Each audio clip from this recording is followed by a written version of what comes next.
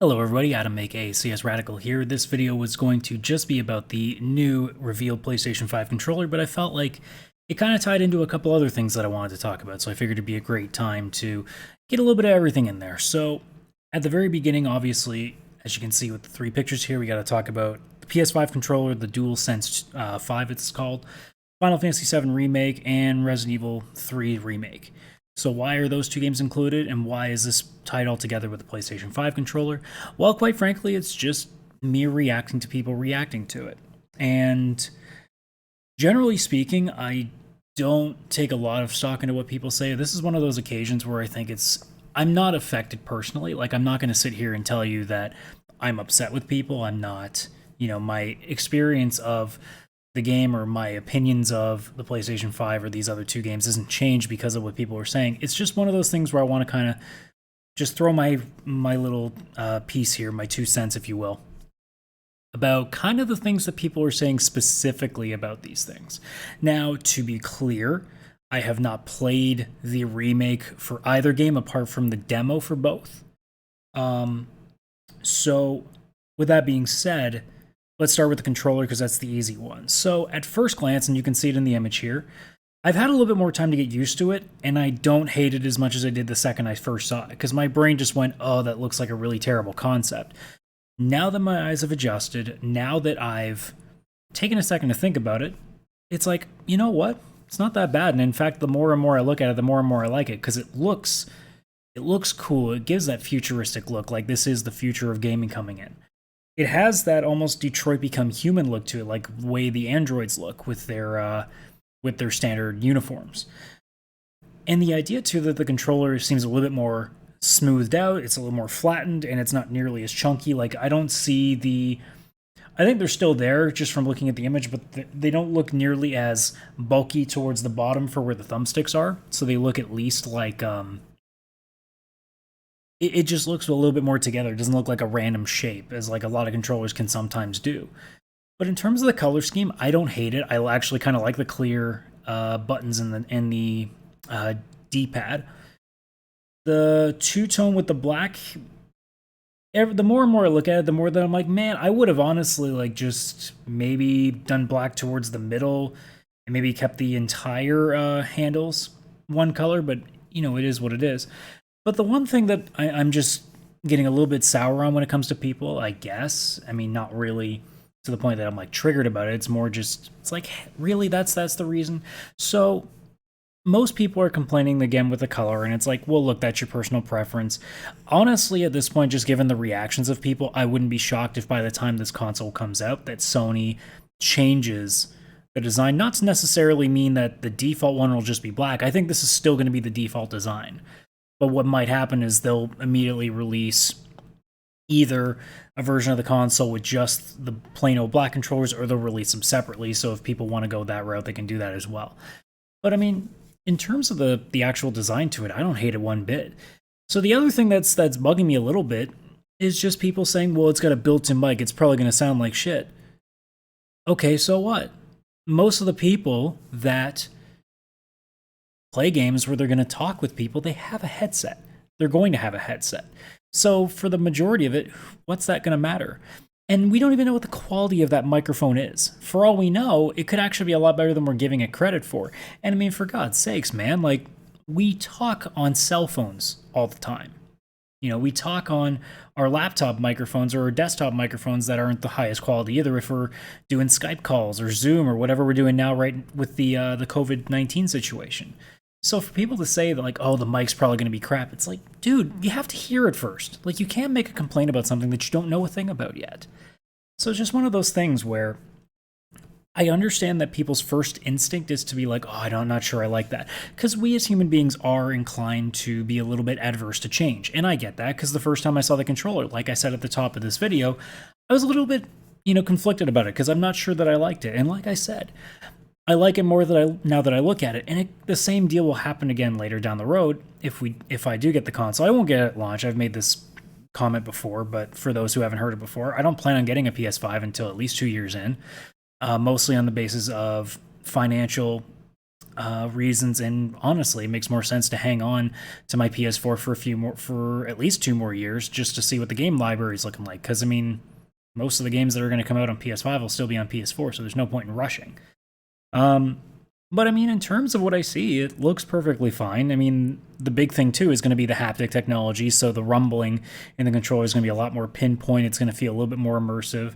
And if there's a built-in microphone that's even just okay quality, that's pretty cool if you don't want to spend the extra $50, $100+ for a good microphone. You don't have to go out there and get a gold headset, or I mean, you'll still probably want a headset anyway if you're going to listen to the gameplay and get a little bit more in depth that way. But I mean, at the very least, if all you want to do is just be able to talk to your friends and you just get like a cheapy little pair of headphones, I mean, I imagine with the built-in mic, it might even just be good enough for vocal commands in video games if that becomes like a gimmick to them, or even if you're just sending quick voice messages to friends through the messaging service. But I mean, at this way it stands, it's like, man, why are we getting all up in arms about something that we haven't heard? That's just my thing. So to move past the DualSense 5, which in my opinion looks fine to me, and I'm curious to see what the actual console will look like. But moving on to the Final Fantasy VII Remake and the Resident Evil 3 Remake. So I've seen reviews back and forth about it. It seems positive for the most part, and it's just some of the things that I see people having gripes on really show me a couple of things. I mean, the biggest and most important thing I want to stress here is, and I was saying this with a bunch of my friends when we were talking about it today, these are games that have extreme nostalgic value. Final Fantasy VII, to me, in my opinion, is the king of games that people put on a pedestal that's way too high for what it is. I've said it before, I don't even consider Final Fantasy VII a top 5 Final Fantasy, let alone JRPG. But that's my opinion. There are people that think that that's the greatest game that's been ever made. So with that going in, I've seen countless people talking about how, oh, it's such a letdown, it's not what I remember, they did this to some of the changes they've made, or some of the things they added in, I don't know if I like them. Let's keep in mind, everybody, that this is a game that has been around for a long time. It has had a number of years, in fact decades, to really sink into people's memories, to sink into their nostalgic values. In doing so, here is the question I pose. Is there anything that Square could have done? And in the case this goes for Capcom with Resident Evil 3's remake. Is there anything that Square could have done to make Final Fantasy VII better than Final Fantasy VII, or as perfect as Final Fantasy VII to the point that these people remember it?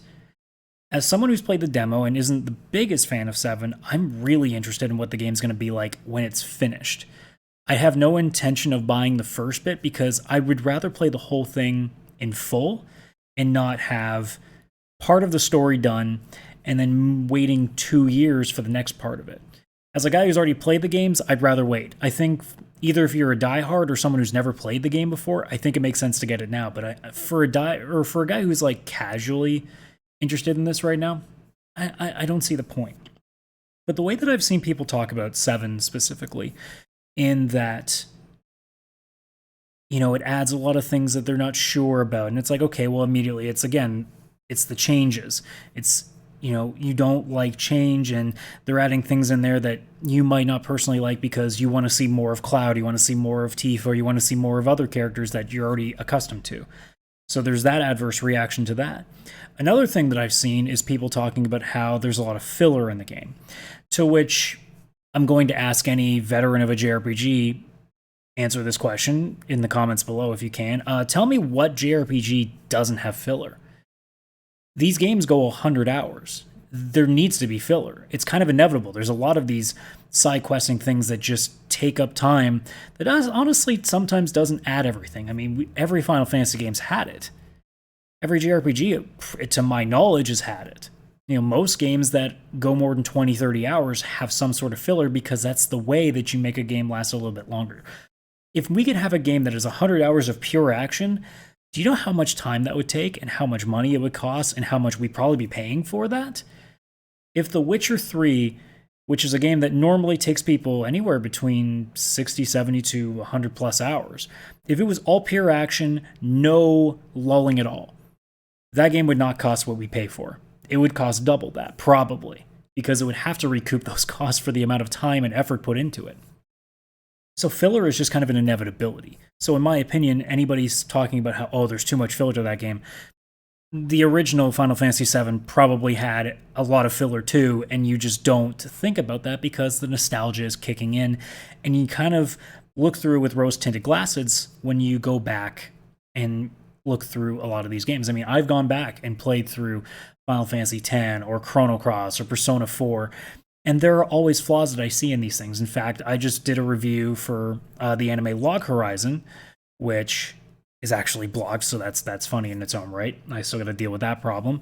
But, you know, in going back and rewatching the first season, there were things that I didn't remember that I went back and watched with a more critical eye and went, they could have done something different with that. It's the same thing. Like, all these old properties that we all grew up loving, if you go back and play them now, there's going to be things that you're going to notice and be like, man, why did I like that as much? Or, man, like, this isn't as good as I remember. It's because, like, most of us were really young and, you know, we look at these things fondly and we kind of forget that, you know, when I'm playing games at 12, 13, 14 years old, I'm not really looking at it too hard with a critical eye. I'm just thinking, am I enjoying myself? And that's all I'm really paying attention to.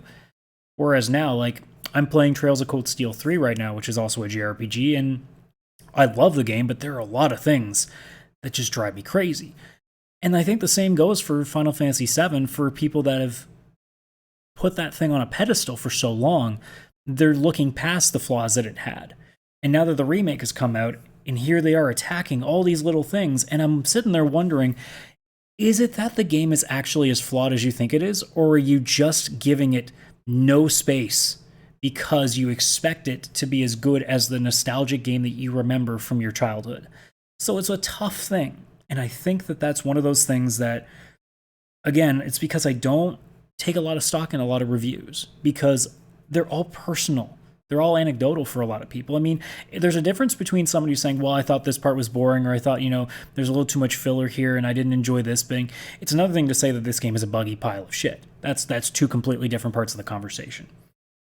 And when we move on to Resident Evil 3, the same thing goes as well, where people are talking about how, well, you know, the game's really short. It's not as long as the 2 remake was. Well, let's keep in mind that the Resident Evil 3 remake is, on average, at most a half hour shorter than the original game. And let's keep in mind that load times aren't as crazy in the remake that they were in the original. That maybe a lot of people who are playing through the remake kind of still remember a few things from the original game and are using that, and they're getting through stuff a little bit quicker. For all we know, a lot of these games that are getting remade or remastered, or they're being changed over a little bit to adapt to something different, for all we know, these games might actually be better than the original game. To somebody who has never played the original Final Fantasy VII before, if they played the new one and then went back and played the old one, do you think they like the old one as much? It's hard to say. So when I see what a lot of people are saying when it comes to these 2 specific remakes for starters, and then going back to what I even said about the new PlayStation 5 controller, I think because we are such a reactionary kind of society, you know, it's hard to really discern what's, you know, an actual opinion or what's an immediate reaction. And I think with the controller specifically, it's people getting a first look and just reacting negatively to it and just kind of jumping to conclusions on stuff. And with the remakes, I think it's people also on the surface remembering that the original Final Fantasy VII to them, or the original Resident Evil 3 to them, was a perfect game, or at least a 9 or a 10 out of 10. And now they're looking at this new version of it with some different changes, especially 7 with a completely different battle system.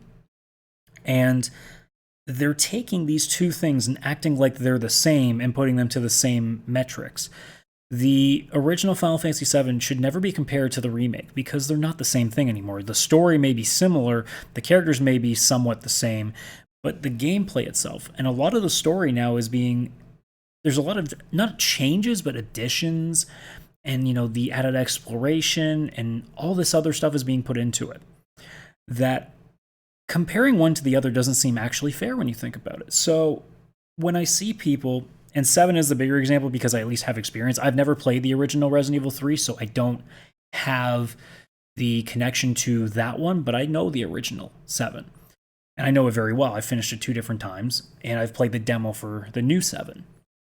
And some of the reviews I've read, I've only read a few, but some of the things that were being said in some of these reviews, I looked at and went, I don't know if I actually believe that that's a problem based on how I'm seeing the wordage of what's being written here. Part of me thinks that it might be, like I said, it's a expectation that is not attainable.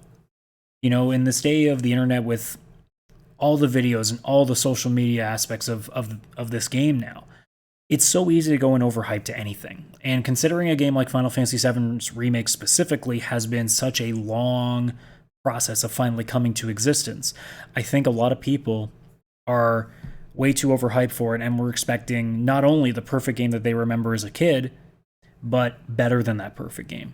And that's not possible. It cannot attain the same value that you have from one of your favorite nostalgic pieces. It's just impossible. You know, a lot of people, when Kingdom Hearts 3 came out, as a great example, really didn't like the game that much.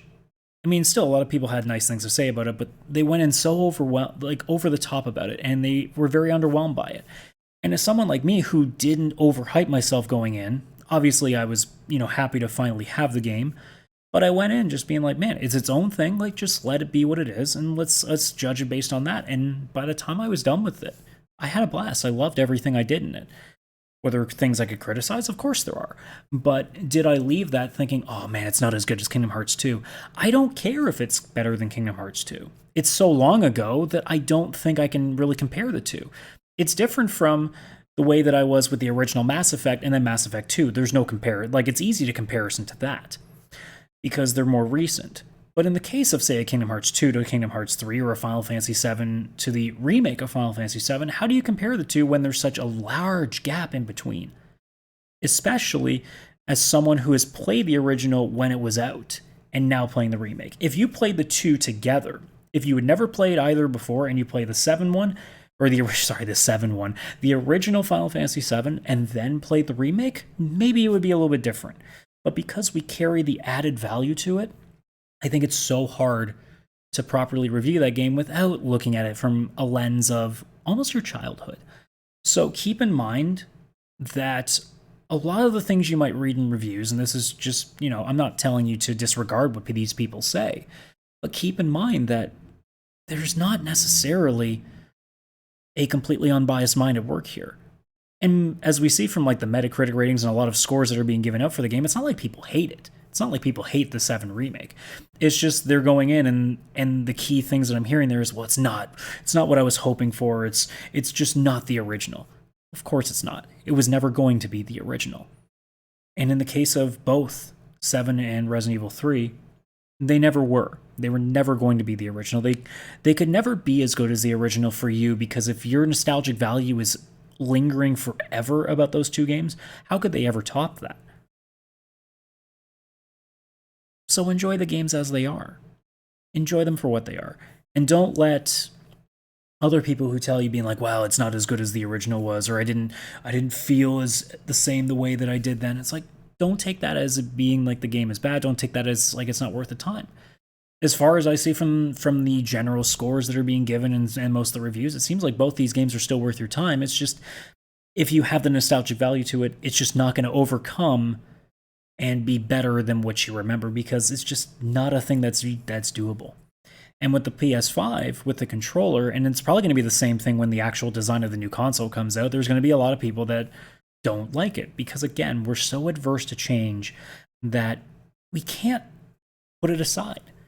And I've been able to do that for 2 of these cases. I have no experience with the Resident Evil 3 game, so I can't discertain the original from the remake. But in terms of the new controller and the Final Fantasy VII Remake, at least from the demo that I played, they're both well within the right to be there, and they're both high quality, and they're very good. The controller looks great. The technology that could be in this thing sounds fantastic. And the remake, from what I played in the demo, was fucking awesome. So, with that being said, I just want to leave you with this. There's so much that nostalgia does to you that is hard to replicate. And when you mix that with our human tendencies to not like change when we're so used to something just makes it really hard for anything that is a new version, a sequel, a successor. It's so hard to overcome the shadow of its predecessor, of its original. So when these things happen, and these are things that you love, nostalgic value, or things that you're just very used to, please go in with an open mind and just give it a chance. You know, with these two games, don't look at it like it has to beat the original. It does not have to. It can just reinvigorate the feelings that you carried before. And with the new controller, with the new consoles coming out, again, it's a whole new ballgame. And by the time that we get a few years into that new console, we're not going to be looking back at the old ones and thinking, man, it's just not as good as the PS4, because we're not going to be thinking about it anymore, because now we have another future to look into.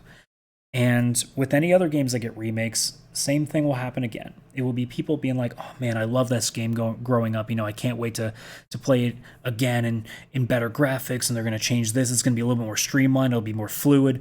And then when the game comes out, don't just suddenly go, oh, I don't feel the same way that I did with the original, because you're not going to. It's impossible.